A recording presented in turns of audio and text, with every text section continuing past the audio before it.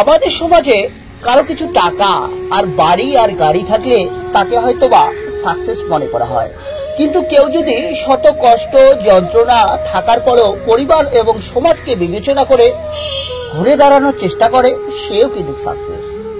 কেউ বা দীর্ঘদিন সম্পর্ক করার পরে বিয়ে শাদী করে বিন্দাস ভাবে জীবনযাপন করে, সে হয়তোবা প্রেমের জগতে সাকসেস। কিন্তু কেউ বা ব্যর্থ হওয়ার পরেও শত কষ্ট যন্ত্রণা থাকার পরেও প্রিয় মানুষের কথা ভেবে আবার নতুন করে জীবনযাপন শুরু করে, সেও কিন্তু সাকসেস। কেউ বা জীবন যুদ্ধে সংগ্রামে ভালো রেজাল্ট বা ভালো চাকরি করে বিন্দাস ভাবে জীবনযাপন করে, সেও কিন্তু সাকসেস। আবার কেউ বা জীবন যুদ্ধে ব্যর্থ হওয়ার পরেও ঘুরে দাঁড়ানোর জন্য নতুন পরিকল্পনা শুরু করে, সেও কিন্তু সাকসেস। সাকসেস এবং ব্যর্থতা হচ্ছে মানুষের নিজের কাছে।